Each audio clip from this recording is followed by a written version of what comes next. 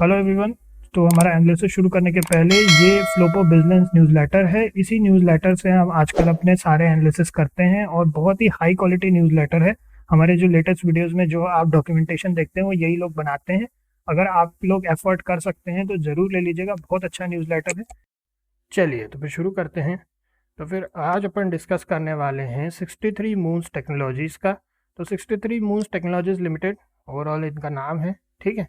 Formerly ये जो है फाइनेंशियल टेक्नोलॉजीज इंडिया लिमिटेड के नाम से जानी जाती थी। ग्लोबल बिजनेस ने इनके ऊपर एक रेड फ्लैग रिपोर्ट निकाली है। इन्होंने पहले डिस्क्लेमर दे दिया, इन्फॉर्मेशन पर्पसेस के लिए, फाइनेंशियल एडवाइस नहीं है, इसको अपने को ध्यान से पढ़ना है और अपना व्यू खुद बनाना है। ये है बेसिकली आइडिया, ठीक है। और हाँ, शुरू करने से पहले अगर आपको ये न्यूज़लेटर और इनकी इन्फॉर्मेशन अच्छी लगती है और अगर आप लोग एफर्ट कर सकते हो तो ले लेना। ईयर का 2200 रहता है और 5 साल का या 3 साल का लेंगे तो थोड़ा सस्ता और पड़ जाएगा। अच्छा न्यूज़लेटर है, ले करके देख सकते हैं। सारे बाकी न्यूज़पेपर न्यूज़लेटर से सस्ता भी है, ठीक है। चलिए शुरू करते हैं।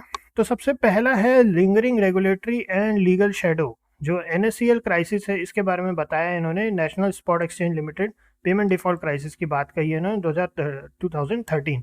तो क्या है इसमें? Contingent liability although recent settlement scheme was approved by national company law tribunal, जो एनसीएलटी है, उन्होंने इनका जो है सेटलमेंट स्कीम को अप्रूवल दिया है।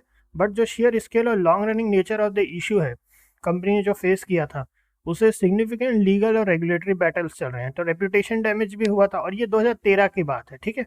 उसके बाद में जिसमें सफिशिएंटली टाइम हो चुका है इनको, तो डेकेड ओल्ड क्राइसिस है, जैसा कि अभी आपको बताया डेकेड ओल्ड क्राइसिस है, severely damage the reputation company and it's promoter, impact the ability इसको नए क्लाइंट्स लाने में, रेगुलेटरी अप्रूवल्स में इनको दिक्कत जा रही है। एक फिट एंड प्रॉपर क्राइटेरिया होता है जिसमें कि regulatory bodies like SEBI has previously taken adverse action against the company, specifically rising concern about the promoters and management meeting the fit and proper criteria, ठीक है। उसको उस चीज़ को लेकर के सेबी ने भी इनके अगेंस्ट एडवर्स एक्शन ले रखे हैं। फिर है weak operational and financial fundamentals, ठीक है। तो इसमें क्या है? परसिस्टेंट ऑपरेटिंग लॉसेस, ये बड़ा क्लियर है। निगेटिव ऑपरेटिंग रिजल्ट्स हैं, जो जो कोर बिजनेस एक्टिविटी है उससे लॉस हो रहे हैं। जो पहले से हमारे एनालिसिस देखते हैं, ये बहुत बड़ा रेड फ्लैग होता है, इसको ध्यान रखने वाली बात है ये। फिर उसके बाद नेगेटिव कैश फ्लो है, तो company has reported negative operating cash flow, ठीक है, not generating enough cash over the daily operations. फिर पुअर प्रॉफिटेबिलिटी रेशियोज हैं, तो आरओई आरओसी जो है वो भी जो है निगेटिव है, पुअर है, ठीक है, और एक्सट्रीमली लोअर नेगेटिव, तो इनसफिशिएंट है। फिर डेब्ट सर्विसिंग चैलेंज है, the ability to service its debt obligations from operating profit appears weak। जो debt servicing और operating profits से जो debt obligations को पूरा करना चाहिए वो of course नहीं कर पा रहे हैं। फिर उसके बाद में share holding institutional sentiment, promoter concentration, the promoter holdings क्या है? वो सब्सटेंशियल है, which is while not a red flag itself concentrate power influence और कॉर्पोरेट डिसीजन। ये चीज समझने वाली है। इसमें क्या है कि प्रमोटर्स के कुछ सर्टेन प्रमोटर्स के पास बहुत ज्यादा बड़ा हिस्सा है कंपनी का, तो इससे क्या होता है कि जो डिसीजन मेकिंग पावर होता है ना, वो कुछ ही लोगों के हाथ में रह जाता है। तो ये हमेशा मतलब नॉट नेसेसरली हर बार, लेकिन कई बार ऐसा होता है कि ये गड़बड़ होता है कंपनी के अंदर, ठीक है। तो डिक्लाइनिंग इंस्टीट्यूशनल स्टेक, तो इंस्टीट्यूशनल स्टेक्स की बात करें, like mutual funds and FII जो हैं वो जनरली इन डेप्थ एनालिसिस करते हैं, तो अपना स्टेक भी रिड्यूस करें, इसको भी अपन समझेंगे। यही चीज़ इन्होंने आखिरी में बताया। अगर आप लोग इनको जैसे सब्सक्राइब करते हैं इनकी न्यूज़लेटर को ना, तो अगर आप इतना भी पढ़ लेते हैं आखिरी वाला paragraph, why investor should be cautious, तो इसी से ही अपने को काफ़ी कुछ समझ में आ जाता है, ठीक है। तो रेपुटेशनल ओवरहैंग है, ऑपरेशनल हेडविंड्स है, disconnect between price and fundamentals, और high uncertainty, legal regulatory events की बात है, ठीक है।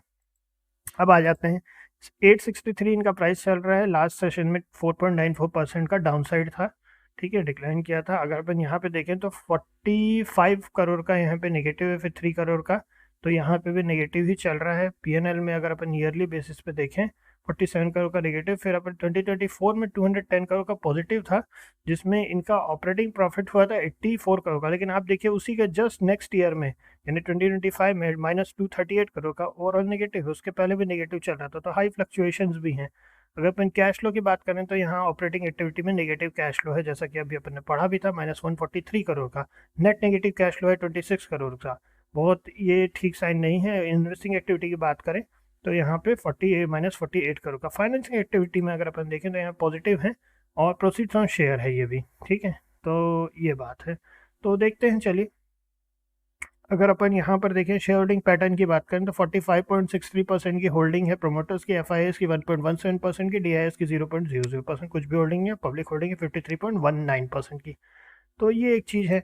अब अगर अपन देखें तो 26.76% की अकेले इनके पास है लाफिन फाइनेंशियल सर्विसेज प्राइवेट लिमिटेड के पास, और उसके बाद जिग्नेश पी शाह जो हैं उनके पास 14.19% की होल्डिंग है। फिर उसके बाद में रुपल जिग्नेश शाह हैं, ठीक है, जो कि कोई बात है, अगर अपन देखें यहाँ पे रिश्तेदारों में ही है, ठीक है।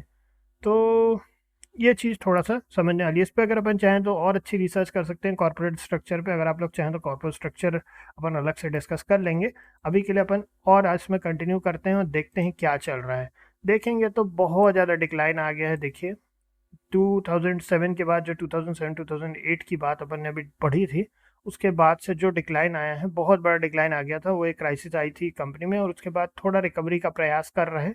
ऐसी बात नहीं है, रिकवरी का प्रयास हो रहा है, बट वही है, अभी तो थोड़ा सा रिपोर्ट और बेटर होने का हम वेट करेंगे, है ना। इनकी अपडेटेड रिपोर्ट जब फ्लो बैलेंस वाले निकालेंगे तो हम इनका, चूँकि हम तो हमारे पास इनके मेल में आ जाती हैं इनकी रिपोर्ट्स, तो अगर मान लीजिए कुछ अच्छा होता है तो हम इसमें आगे कंसिडरेशन करेंगे, और अगर नहीं होता है तो इनसे हम दूर रहेंगे।